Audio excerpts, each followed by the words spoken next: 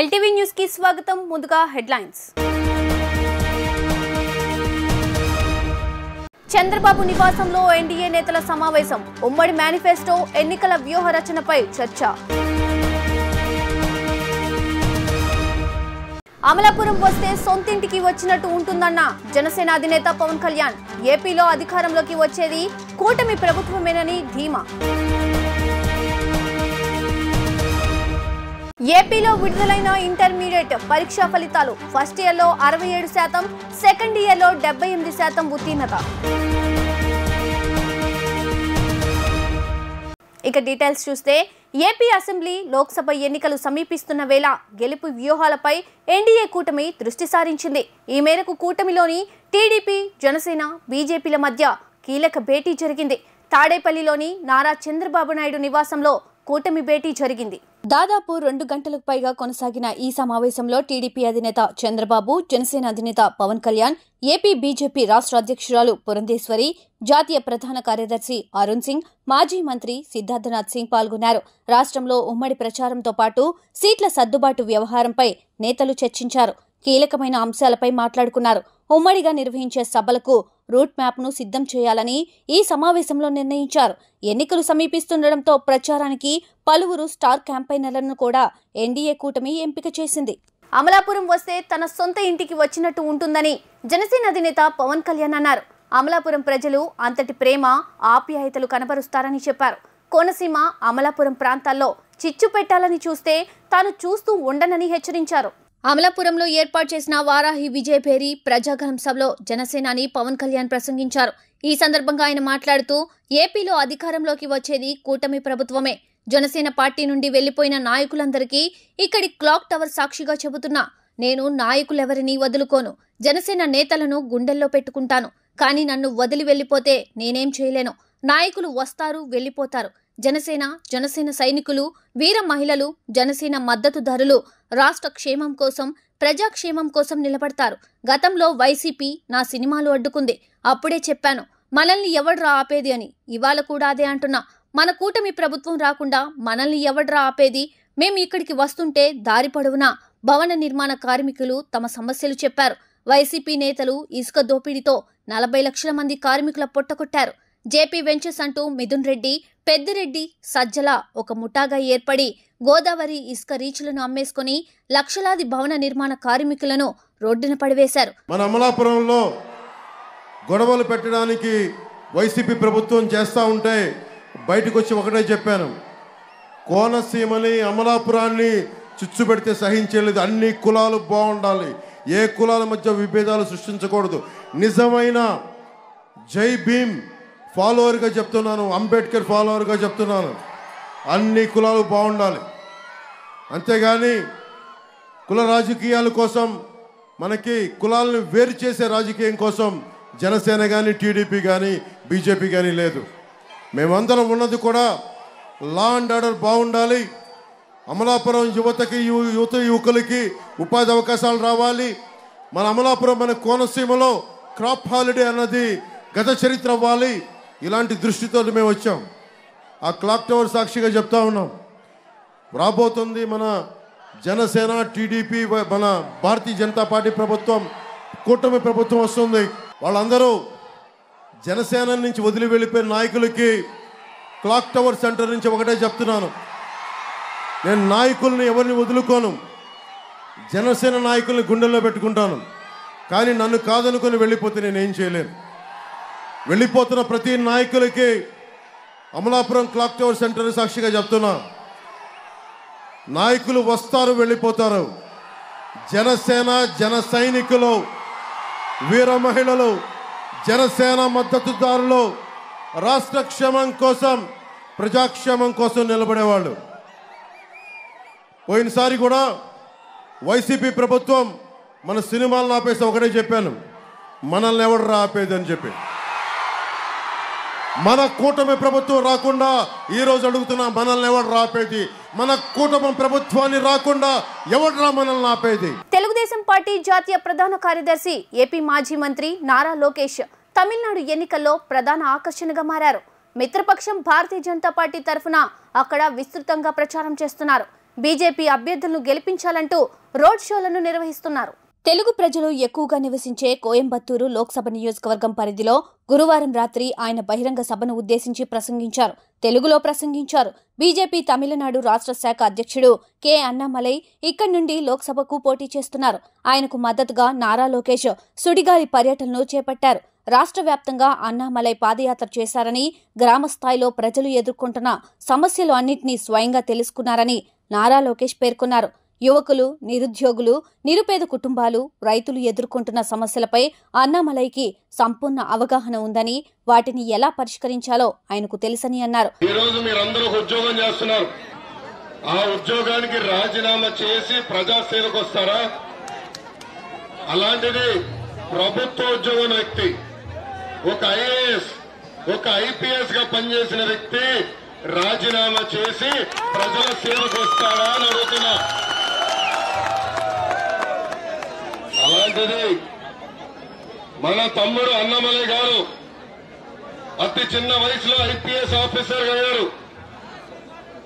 IPS officer వద్దని ప్రజా సేవకి వచ్చిన వ్యక్తి అన్నామలై గారు. కర్ణాటకలో ఆయన సింగం ఐపీఎస్ అని, తమిళనాడులో తమ్ముడు అన్నామలై పీపీఎస్. పీపీఎస్ అంటే ఏంటో తెలుసా? Tamil people service. తమిళ ప్రజలకి సేవ చేసేదానికి వచ్చిన వ్యక్తి. తమిళ ప్రజలంటే నాకు చాలా గౌరవం. మీకున్న పట్టుదల, సంస్కృతిని కాపాడుకునేదానికి ఉన్న పట్టుదలకి నాకు చాలా గౌరవం. మీరు మీ భాష, సంస్కృతి కాపాడేదానికి ఆర్నిసలు మీరు పోరాడతారు. దానికి సభాముఖంగా చెప్తున్నా, తమిళ ప్రజలకి నా హ్యాట్స్ ఆఫ్. అన్న బాగా కష్టపడడానికి వచ్చారు. అన్నమల్ల గారు నాకు మిత్రులు, శ్రేయోభిలాషు. ఆనాడు బాబు గారు అరెస్ట్ అయినప్పుడు అన్నమల్ల గారు స్వయంగా నాకు ఫోన్ చేసి చాలా బాధ కూడా వ్యక్తం చేస్తాం జరిగింది. ఒక ఉత్సాహవంతుడు, ఒక యువకుడు, మంచి పని చేసేదానికి వచ్చిన వ్యక్తి అన్నామలై గారు. ఆంధ్రప్రదేశ్లో ఇంటర్ ఫలితాలు విడుదలయ్యాయి. తాడేపల్లిలోని బోర్డ్ ఆఫ్ ఇంటర్మీడియట్ ఎడ్యుకేషన్ కార్యాలయంలో ఇంటర్ ఫస్ట్ ఇయర్ తో పాటు సెకండ్ ఇయర్ ఫలితాలను అధికారులు విడుదల చేశారు. ఈసారి దాదాపు 10 లక్షల మంది విద్యార్థులు పరీక్ష రాశారు. అయితే ఇంటర్ ఫస్ట్ ఇయర్ ఫలితాల్లో 67% మంది విద్యార్థులు ఉత్తీర్ణత సాధించారు. ఇంటర్ సెకండ్ ఇయర్ ఫలితాల్లో 78% మంది ఉత్తీర్ణులయ్యారు. ఫస్ట్ ఇయర్ ఫలితాల్లో 84% ఉత్తీర్ణతో కృష్ణా జిల్లా తొలి స్థానంలో ఉండగా, సెకండ్ ఇయర్ ఫలితాల్లోనూ 90% ఉత్తీర్ణతతో కృష్ణా జిల్లాయే ప్రథమ స్థానంలో ఉంది. ఇక ఇంటర్ మొదటి సంవత్సరం ఫలితాల్లో 81%తో గుంటూరు జిల్లా సెకండ్ ప్లేస్లో ఉంది. ఈ సందర్భంగా ఏపీ ఇంటర్ బోర్డు కార్యదర్శి సౌరభ్ గౌర్ మాట్లాడుతూ, బాలికల ఉత్తీర్ణత శాతం బాలుర కంటే ఎక్కువగా ఉందని తెలిపారు. ఇదే సమయంలో ఫెయిల్ అయిన స్టూడెంట్స్ తొందరపాటు చర్యలకు పూనుకోవద్దని ఆయన విజ్ఞప్తి చేశారు. ఇంతకుముందులాగా ఈ సంవత్సరం కూడా ఆడపిల్లల ఉత్తీర్ణ శాతం మగపిల్లల కంటే ఎక్కువగా ఉంది. అంటే సెకండ్ ఇయర్లో చూస్తూ ఉంటే ఓవరాల్ ఉత్తీర్ణ శాతం 78% అయి ఉంటే ఆడపిల్లలు 81%, మగపిల్లలు 75%, 75% ఉంది. అదేవిధంగా ఫస్ట్ ఇయర్లో ఓవరాల్ రిజల్ట్ 67% అయితే ఆడపిల్లలు 71% ఉంది, మగపిల్లలది 64% ఉంది. ఇది జనరల్ స్ట్రీమ్లో ఈ విధంగా దాదాపుగా ఒక 6-7% ఎక్కువ ఆడపిల్లలు వాళ్ళ రిజల్ట్స్ని సాధించగలిగారు. రెండోది మరీ ముఖ్యమైనది, పరీక్షల్లో ఎవరైతే పిల్లలు ఉత్తీర్ణమయ్యారో ఆ విద్యార్థుల్ని, వాళ్ళ తండ్రిదండ్రుల్ని నేను అభినందనిస్తున్నాను. కానీ మరి ముఖ్యంగా పరీక్షల్లో ఉత్తీర్ణం కాలేని పిల్లలు ఎవరైతే ఉన్నారో వాళ్ళ కోసం కూడా ప్రత్యేకంగా నా భావాల్ని మీ ముందర వ్యక్తం చేస్తూ ఉన్నాను. రాష్ట్రంలో ఈ సంవత్సరము ఫస్ట్ ఇయర్ పాస్ పర్సంటేజ్లో కృష్ణా ప్రథమ స్థానము 84%, ఆ తర్వాత స్థానం గుంటూరు 81, ఆ తర్వాత ఎన్టీఆర్ డిస్ట్రిక్ట్ 79, ఇది ఫస్ట్ ఇయర్ రిజల్ట్స్కి వచ్చేసరికి. అదేవిధంగా సెకండ్ ఇయర్ రిజల్ట్స్కి వచ్చేసరికి 90%తో కృష్ణ ఫస్ట్లో ఉంది, 90%. గుంటూరు 87, ఎన్టీఆర్ అది కూడా 87. ఈ రెండు కూడా మనకి అంటే 87 రెండు ఈక్వల్గా వచ్చింది కాబట్టి నెక్స్ట్ స్థానము వైజాగ్ 84.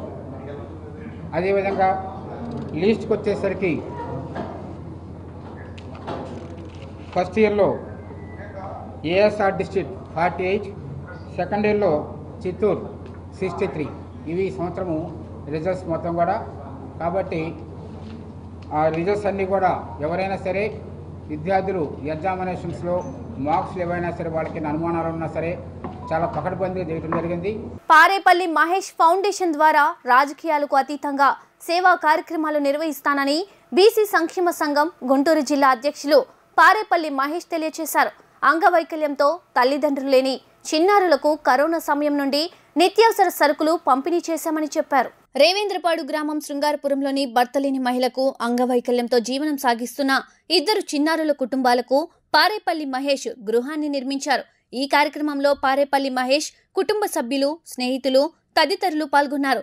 ఈ సందర్భంగా గుంటూరు జిల్లా బీసీ సంక్షేమ సంఘం అధ్యక్షులు పారేపల్లి మహేష్ మాట్లాడుతూ భర్త లేని మహిళ అంగవైకల్యంతో బాధపడుతున్న 2 చిన్నారులు తినడానికి, ఉండడానికి సరైన సదుపాయాలు లేక ఇబ్బందిని చూసి మనసు చలించిందని అన్నారు. మా తల్లిదండ్రులతో విషయాన్ని తెలియజేయగా వారి సహకారంతో ఇరువురి కుటుంబాలకు ఉండడానికి గృహాన్ని నిర్మించి వారికి అందచేయడం జరిగిందన్నారు. రాజకీయాలకు అతీతంగా పేదలకు సేవ చేసేందుకు మహేష్ ఫౌండేషన్ స్థాపించానని తెలియజేశారు. నా కష్టార్జితంతో సంపాదించిన సంప్రదాయంలో వృధా ఖర్చులు ఆపి ఈ రోజు స్థాపించిన మహేష్ ఫౌండేషన్ ద్వారా పేదలకు సహాయం చేస్తానని పేర్కొన్నారు. ఈ కార్యక్రమాన్ని నిర్వహించేందుకు సహకరించిన స్నేహితులకు, బీసీ సంఘం నాయకులకు ధన్యవాదాలు తెలియజేశారు. ప్రతి నెల కూడా పేద కుటుంబాలకి నిత్యావసర సరుకులు ఇస్తూ మాకు చేతైనంత సాయం చేస్తూ ముందుకెళ్తూ ఉన్నాము. దాంట్లో భాగంగా రేవేంద్రపాడు గ్రామంలో కూడా ఒక నిరుపేద కుటుంబం వికలాంగులకి మేము వచ్చినప్పుడు వర్షం పడుతుంటే వారు కింద కంకర మీద పాకుతూ పైన ఫ్లెక్సీలు కప్పుకొని ఇంటి మీద జీవిస్తూ చూసి వచ్చిన మిత్రులందరం కూడా కళ్ళల్లో నీళ్లు పెట్టుకొని మనం ఏదో ఒక రకంగా ఈ కుటుంబానికి ఇల్లు కట్టించాలని ఆ టైంలో మేము అన్నాము. కానీ చేయగలమా లేదా అనేది చాలా భయపడ్డాము. దాంట్లో భాగంగా మా కుటుంబ సభ్యులు, మా నాన్నగారు, మా అమ్మగారు, మా తమ్ముళ్ళు అందరూ కూడా నేను అన్న మాట గురించి వారు, మా నాన్నగారు అయితే పొద్దున్నే డైలీ 6 గంటలకు వచ్చేసి ఈ ఇల్లు పూర్తయ్యేదాకా ఆయన మా ఇల్లు ఎలా కట్టించారో దానికన్నా కూడా ఎక్కువ కష్టపడ్డారు. అలా పనిచేసి ఈ ఇంటిని చెప్పిన టయానికి వాళ్ళని మళ్ళీ గృహప్రవేశం చేయించడం, అది కూడా మేము ఎలా అయితే మా ఇళ్లలోకి వెళ్తామో అదే విధంగా పూజలు చేయించేసి అందరిని వాళ్ళ బంధువులందరూ పిలుచుకొని చేయమని ఈరోజు ఈ గృహప్రవేశ కార్యక్రమం చేయడం చాలా ఆనందంగా, చాలా సంతోషంగా ఉంది. ఎంతో పుణ్యం చేసుకుంటే కనుక ఇలాంటి మనుషులు సమాజానికి, సంఘానికి దొరకరు. పారేపల్లి ఫౌండేషన్ ద్వారా మరి పేదవారికి సహాయం చేయడమే కాక మరి మంచి మనసున్నటువంటి మహేష్ గారు ఈ యొక్క గ్రామంలో ఒక పేద కుటుంబానికి నిత్యావసరం ఇద్దామని వచ్చి చూసి ఆ రోజు వర్షం పడటం మూలంగా మరి ఆ రోజు చాలా దీన పరిస్థితుల్లో ఒక దివ్యాంగురాలు, అలా ఇద్దరు అట్టుంది, వాళ్ళు దివ్యాంగులు, తల్లిదండ్రులు లేరు, అలాగే కుటుంబం అంత పెద్ద కుటుంబం సంపాదన చేసే వ్యక్తి ఎవరు లేరు, అనాథలుగా ఉండి దిక్కు తోచని స్థితిలో ఉండి వారు కడు పేద స్థితిలో ఉన్నటువంటి ఆ కుటుంబాన్ని చూసి చలించిపోయి మరి వారికి మనం నిత్యావసరం అయితే ఇవ్వచ్చు కన్నా మరి ఉండటానికి ఎలా వసతి అని భావించి వారికి మరి తన దగ్గర ఉన్నటువంటి చిన్న మొత్తంలో మరి చేతనైనంత ఈ యొక్క ఇల్లు కట్టించడం అంటే చాలా వారికి ఆ యొక్క పేద కుటుంబానికి చాలా అదృష్టంగా భావించాలి వాళ్ళు. ఎందుకంటే మామూలు విషయాలు అయితే ఎవరు చేయరు, ఏదో కొంచెం బియ్యని లేకపోతే ఉప్పు అట్లాంటి ఇస్తారు కానీ ఇల్లు కట్టడం అంటే సామాన్య విషయం కాదు. మనకే ఇప్పుడు ఇల్లు కట్టి చూడు, పెళ్లి చేసి చూడు అంటారు. ఎందుకంటే అవి ఎంత శ్రమకొచ్చదగిన విషయాలు ప్రతి ఒక్కరికి కూడా తెలుసు. మరి అలాంటి పారేపల్లి మహేష్ గారు ఆయన మనసులో జొప్పించుకొని ఈ యొక్క కార్యక్రమం ఇంత దిగ్విజయంగా చక్కగా చేసినందుకు మా యొక్క మిత్రబంధం అందరి తరపున కూడా పార్టీలకు అతీతంగా సమాజ సేవే లక్ష్యంగా మరి ఇంత కార్యక్రమాన్ని నిర్వహించినటువంటి వారికి అభినందనలు తెలియజేస్తున్నాం. ఎన్నికల కోడ్ కాకుండా వైసీపీ కోడ్ అమలు చేస్తే తప్పులు చేసిన అధికారులు మూల్యం చెల్లించుకుంటారని టీడీపీ సీనియర్ నేత, మాజీ మంత్రి దేవినేని ఉమామహేశ్వరరావు అన్నారు. సిట్ సిఐడి కార్యాలయంలోని హెరిటేజ్ చంద్రబాబు కేసు, ఇన్నర్ రింగ్ రోడ్ కేసు పత్రాలు తగలబెట్టించారన్నారు. పత్రాలు తగలబెట్టిన అధికారి ఇప్పుడు అసోంకి బదిలీ అయ్యారని గుర్తు చేశారు. మంగళగిరిలోని పార్టీ కేంద్ర కార్యాలయంలో ఏర్పాటు చేసిన విలేకరుల సమావేశంలో మాజీ మంత్రి దేవినేని ఉమా మీడియాతో మాట్లాడుతూ అధికారులు ఎన్నికల కోడ్ అమలు చేయాలని కోరారు. ఇప్పటికే ఒక ఐజీ, 3 కలెక్టర్లను ఎన్నికల బాధ్యతల నుండి తొలగించారని ఆయన గుర్తు చేశారు. సజ్జల భార్గవరెడ్డి నేతృత్వంలో తాడేపల్లిలో ఫేక్ ఫ్యాక్టరీ నడుస్తోందని, నెక్స్ట్ స్పేస్ భవనంలో ఫేక్ వార్తల్ని సృష్టిస్తున్నారని ఆరోపించారు. సిట్ సిఐడి కార్యాలయంలోని హెరిటేజ్ చంద్రబాబు కేసు, ఇన్నర్ రింగ్ రోడ్ కేసు పత్రాలు తగలబెట్టించారు. పత్రాలు తగలబెట్టించిన అధికారి ఇప్పుడు అస్సాంకి బదిలీ అయ్యారు. వైసీపీ బస్సు యాత్ర తుస్సు యాత్ర అయింది. ఆ యాత్రకు ప్రజలెవరూ రావట్లేదు. నిన్న మేమంతా సిద్ధం సభకు వెళ్లలేదని తండావాసిని చితకబాదారు. అక్కడ వైసీపీ పార్టీ ఫేక్ న్యూస్ తయారు చేసి ఇవాళ ఏ స్థాయికి వెళ్ళిపోయారంటే ఇంటెలిజెన్స్ బ్యూరో ఐబీ ఎంబ్లం మార్చి ఫేక్ సమాచారాన్ని, ఫేక్ న్యూస్ని, ఫేక్ సర్వేలు కూడా ఈ ఫేక్ న్యూస్ ఫ్యాక్టరీలో ఈ ఏదైతే నెక్స్ట్ స్పేస్ బిల్డింగ్లో సజ్జల భార్గవరెడ్డి నాయకత్వంలో అయ్యా కొడుకులు, తండ్రి కొడుకులు సజ్జల రామకృష్ణారెడ్డి తాడేపల్లి కొంపలో ఉండి మంత్రాంగం యంత్రాంగం చేస్తూ ఉన్నాడు. రెండో పక్క ఏపీ డిజిటల్ కార్పొరేషన్ ఈ భవనంలో సజ్జల భార్గవరెడ్డి ఈ ఫేక్ న్యూస్ అన్నీ కూడా ప్రధాన ప్రతిపక్ష పార్టీలు తెలుగుదేశం కావచ్చు, బీజేపీ కావచ్చు, జనసేన కావచ్చు, వాళ్ళ లెటర్ హ్యాడ్స్ అన్నీ కూడా ఫేక్ న్యూస్ పెట్టి అధ్యక్షుల పేరు మీద నెలల తరబడి ఈ ఫేక్ సమాచారాన్ని, ఫేక్ న్యూస్ని విడుదల చేస్తూ ఉన్నారు సోషల్ మీడియాలో. ఇవాళ బరితెగించి ఇంటెలిజెన్స్ బ్యూరో ఐబీ వాళ్ళ ఎంబలం మార్చి ఇవన్నీ కూడా జాతి ద్రోహం, కేంద్ర సంస్థలకు సంబంధించినవి, వాళ్ళ సంస్థలకు సంబంధించినవి కూడా ఎంబ్లమ్స్ మార్చి ఫేక్ సర్వేలు, ఫేక్ న్యూస్ ప్రజల మధ్యకు వదులుతున్నారు, సోషల్ మీడియాలో వదులుతున్నారు. దీని మీద చర్యలు తీసుకోమని సిఇఓని కూడా కోరాం. ఎప్పటికప్పుడు సమాచారాన్ని ఇస్తున్నాం, ఎప్పటికప్పుడు తెలియజేస్తూ ఉన్నాం. ఇవన్నీ కూడా అబద్ధాలు వడ్డీ వారుస్తూ ఉన్నారు, బరి తెగించి మాట్లాడుతూ ఉన్నారు. సజ్జల రామకృష్ణారెడ్డి ఇవాళ శ్రీరంగ నీతులు మాట్లాడుతూ ఉన్నాడు. ఇవాళ రాష్ట్రంలో వైకాపా కోడ్ నడుస్తూ ఉంది, ఎలక్షన్ కోడ్ నడవట్లా. కొంతమంది పోలీస్ అధికారులు బరి తెగించి మాట్లాడుతూ ఉన్నారు. ఓ సిఐ మాట్లాడుతూ ఉన్నాడు, రేయ్ కాల్చిపడేస్తా, రౌడీ షీట్ తెరిచి లాకప్లో వేస్తా. వాలంటీర్లపై చంద్రబాబుది కపట ప్రేమ అని వైఎస్ఆర్సీపీ రాష్ట్ర ప్రధాన కార్యదర్శి సజ్జల రామకృష్ణారెడ్డి అన్నారు. నిన్నటి వరకు వాలంటీర్లను తూలనాడిన చంద్రబాబు ఇప్పుడు ప్రేమ చూపిస్తారంటే ఎవరు నమ్మరని తెలియజేశారు. తాడేపల్లిలోని పార్టీ కేంద్ర కార్యాలయంలో ఏర్పాటు చేసిన విలేకరుల సమావేశంలో ప్రభుత్వ సలహాదారు సజ్జల రామకృష్ణారెడ్డి మాట్లాడుతూ, గోనె సంచులు మోస్తారు, ఆడవారి వివరాలు సేకరిస్తారు, అర్ధరాత్రి తలుపులు కొడతారని వాలంటీర్ల గురించి నిన్నటిదాకా అన్న చంద్రబాబు ఇప్పుడు వాలంటీర్లను కొనసాగిస్తా, 10,000 ఇస్తా అంటే వాలంటీర్లు జనం నమ్మరని చెప్పారు. వాలంటీర్లపై ఎల్లో మీడియాలో తప్పుడు రాతలు రాశారని, చంద్రబాబు తన మనిషి నిమ్మగడ్డ ద్వారా కేసులు వేయించి ఫిర్యాదులు చేయించారని తెలిపారు. వాలంటీర్ల పేరుతో జన్మభూమి కమిటీలను తెచ్చి వాటిలోని సభ్యులనే వాలంటీర్లుగా తేవాలనేది చంద్రబాబు పథకమని, అదెప్పటికీ జరగదని అన్నారు. వాలంటీర్లు పెన్షన్ ఇవ్వకుండా అడ్డుకుంది చంద్రబాబే అని చెప్పారు. అబద్ధ హామీలు ఇచ్చి ఎట్లా భ్రమలో జనాన్ని పెట్టచ్చు, జనాన్ని నమ్మకం భ్రమలో పెట్టచ్చు అనే నమ్మకం మీదనే ఈరోజు ఆయన ఇలాంటి మాటలు మాట్లాడుతున్నాడు అనేది అది రుజువు అవుతుంది. నిజంగానే వాలంటీర్ల వ్యవస్థ మీద తనకు నమ్మకం ఉంటే మరి ఇన్నాళ్ళు అన్న మాటల సంగతి ఏంటి? ఎప్పుడూ ఎందుకు మొన్నటికి మొన్న ఈ వాలంటీర్లు ఇన్ఫ్లుయెన్స్ చేస్తారు పెన్షనర్లకు, కాబట్టి వాళ్ళతో ఇప్పించడం, తన మనిషి ద్వారా డోర్ టు డోర్ స్టెప్ దగ్గర పెన్షన్లు ఇవ్వనివ్వద్దు అని చెప్పి తన మనిషి నిమ్మగడ్డ రమేష్ ద్వారా ఈసీకి లెటర్లు పెట్టించడం దగ్గర నుంచి అక్కడ మొదలైన.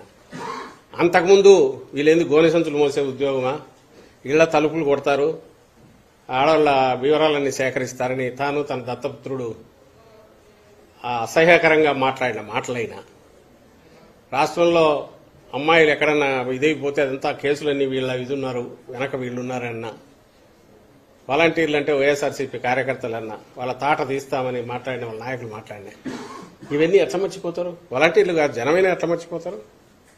ఈరోజు ఉన్నట్టుండి వాలంటీర్ల వ్యవస్థను కొనసాగిస్తా, 10,000 ఇస్తా, ₹1,00,000 ఇస్తా. 10,000 అని ఎందుకు అయినాడు అర్థం కావట్లేదు. 20,000 లక్ష అని కూడా అని ఉండొచ్చు. అంతకుముందు అన్నట్టున్నాడు మీ నైపుణ్యం పెంచి 40,000 సంపాదన చేస్తానని. ముందన్నవి ఎప్పుడైతే అంతగా రాగానే ఆ వ్యవస్థనే తీసేస్తాను అని ఎప్పుడైతే అన్నాడో వాటిని పక్కకు తోసేసి ఉన్నట్టుండి ఇది అనడంతో ఈయన ఎంత అబద్దాల కోరు ఈ రోజుకు మారలేదు. 95లో ఎట్లున్నాడో 2024లో కూడా అట్లే ఉన్నాడు. 14లో ఎట్లా మోసం చేశాడో అంతకు డబుల్ మోసం ఈసారి చేస్తాడని ప్రజలకు బాగా అర్థమైంది ఈ మాట మాట్లాడడంతో. ఇప్పుడు వ్యవస్థను కొనసాగిస్తానంటున్నాడు. వీళ్ళని ఉంచాడు, ఈ వాలంటీర్లను తీసేస్తాడు, జన్మభూమి కమిటీలో ఉండే వాళ్ళను దాంట్లోకి తీసుకొస్తాడు. కర్నూలు జిల్లాలో తెలుగుదేశం బీజేపీలకు భారీ షాక్ తగిలింది. కూటమికి చెందిన కీలక నేతలు ముఖ్యమంత్రి వైఎస్ జగన్ సమక్షంలో వైఎస్ఆర్ కాంగ్రెస్ పార్టీలో చేరారు. పల్నాడు జిల్లా ధూళిపాల నైట్ స్టే పాయింట్ వద్ద ఆలూరు, కోడుమూరు నియోజకవర్గాలకు చెందిన తెలుగుదేశం బీజేపీ కీలక నేతలు సీఎం వైఎస్ జగన్మోహన్ రెడ్డి సమక్షంలో వైఎస్ఆర్సీపీలో చేరారు. వారికి వైఎస్ జగన్ కండువాలు వేసి వైఎస్ఆర్ కాంగ్రెస్ పార్టీలోకి ఆహ్వానించారు. కోడుమూరు నియోజకవర్గం టీడీపీ సీనియర్ నేత మాజీ ఎమ్మెల్యే కొత్తకోట ప్రకాష్ రెడ్డి వైఎస్ఆర్ కాంగ్రెస్ పార్టీలో చేరారు. అలాగే కోడుమూరు నియోజకవర్గం నుండి తెలుగుదేశం పార్టీ కీలక నేత కోట్ల హరిచక్రపాణిరెడ్డి వైఎస్ఆర్ కాంగ్రెస్ పార్టీలో చేరారు. ఆలూరు నియోజకవర్గం టీడీపీ నుండి మాజీ ఎమ్మెల్సీ డాక్టర్ మసాల పద్మజ వైఎస్ఆర్ కాంగ్రెస్ పార్టీలో చేరారు. భారతీయ జనతా పార్టీ నుండి మాజీ మేయర్ ఆలూరు నియోజకవర్గ నేత కురువ శశికళ, ఆంధ్రప్రదేశ్ కురవ సంఘం గౌరవ అధ్యక్షుడు కృష్ణమోహన్ వైఎస్ఆర్ కాంగ్రెస్ పార్టీలో చేరారు. వార్తలు ముగించే ముందు హెడ్లైన్స్ మరోసారి. చంద్రబాబు నివాసంలో ఎన్డీఏ నేతల సమావేశం. ఉమ్మడి మేనిఫెస్టో, ఎన్నికల వ్యూహ రచనపై చర్చ.